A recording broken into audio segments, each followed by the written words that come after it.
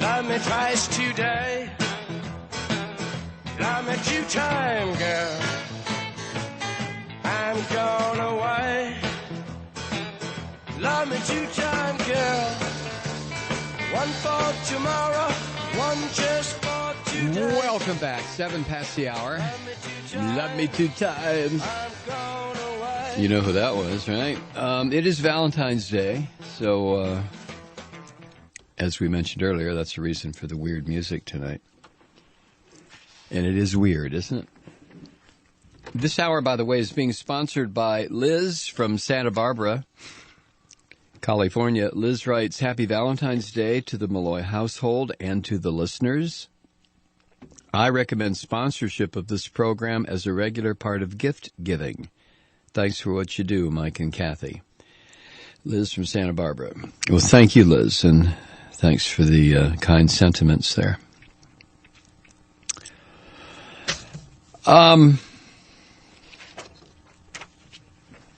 Early childhood learning.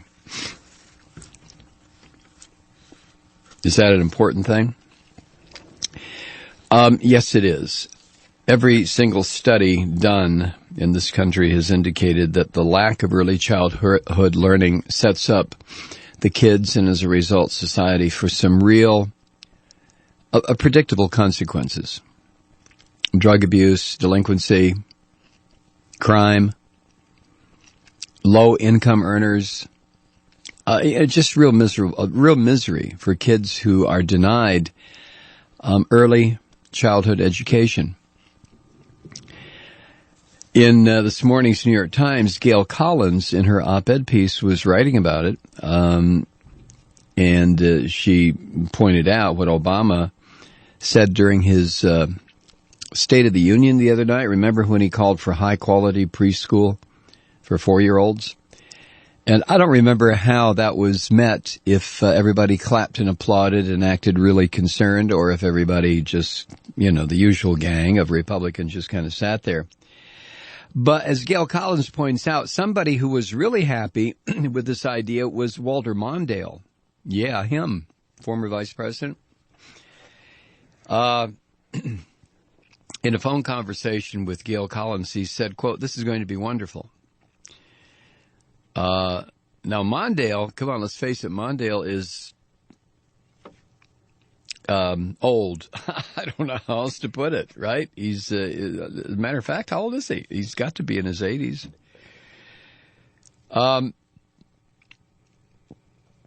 But as Gail Collins points out, he's very excited to hear Obama talk about this, but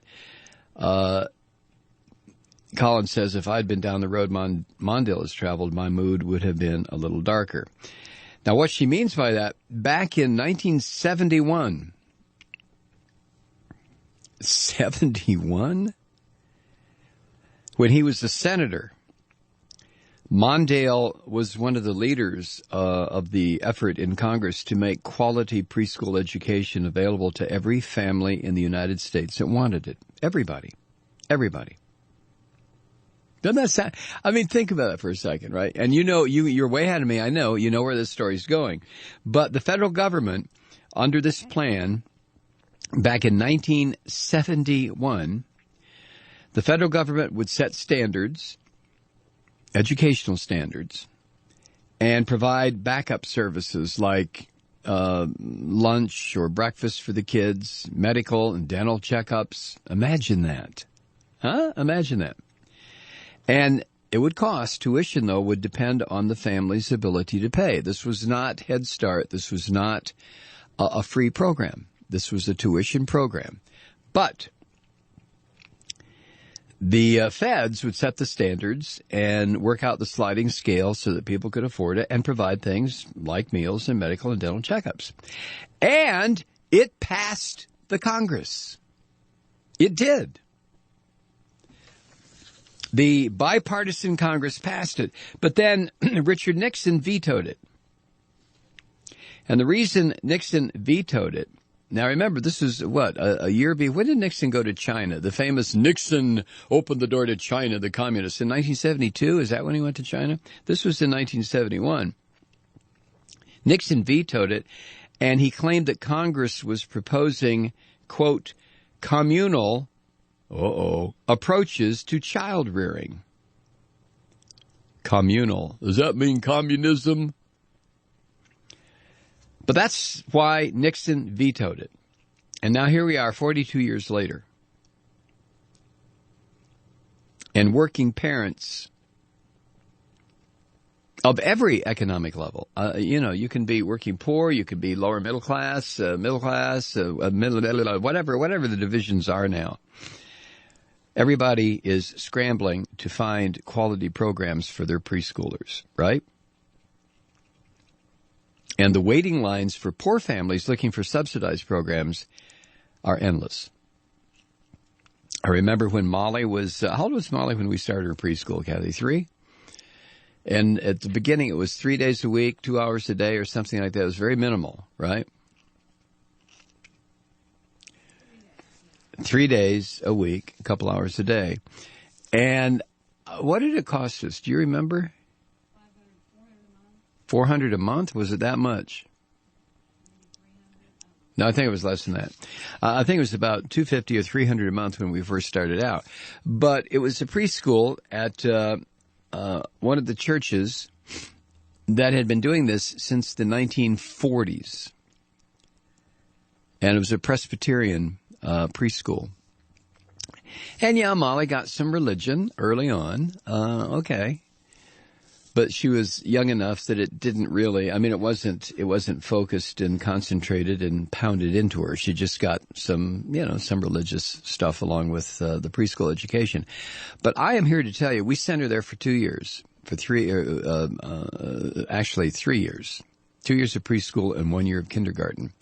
And it was amazing, just amazing to watch our kid in this very, relatively speaking, inexpensive program just develop, thanks to the teacher she had, preschool and kindergarten teacher, to watch Molly develop this insatiable now curiosity where it concerns reading, math, science. It was incredible. And Kathy and I attribute so much of that to what she got when she started at age 3. So Obama now is trying against what Gail Collins calls against great odds, because let's face it, he's trying to deal with these filthy Republicans. Obama is trying to do something for 4-year-olds. And if you pause and think about this for a second, Gail Collins points out we have no bigger crisis as a nation than the class barrier. We're near the bottom of the industrialized world when it comes to upward mobility. A child born to poor parents has a pathetic chance of growing up to be anything but poor. And this isn't the way things are supposed to be here in the by God United States. But anyway, here we are. Now, Collins raises an interesting question. Would things be different if all the children born over the last 40 years had been given access to top quality early education programs? Programs that not only kept them safe while their parents worked, but gave them the language and reasoning skills that wealthy families pass on as a matter of course. You think? Huh?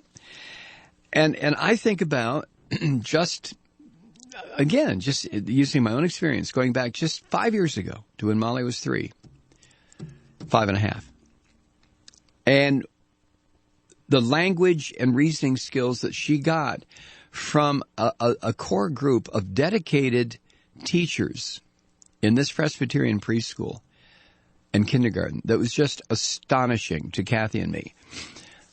When Molly finally had to leave because it only goes up through kindergarten, we just wanted desperately for that organization to continue providing. We'd sit around and talk, if they would just go up to 4th grade, just up to 5th grade, just something.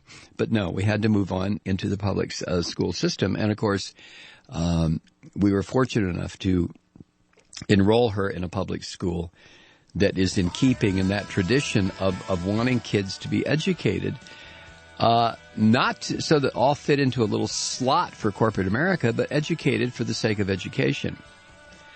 But what would have happened in this country if 40 41 years ago, 42 years ago, Nixon hadn't vetoed the early education plan.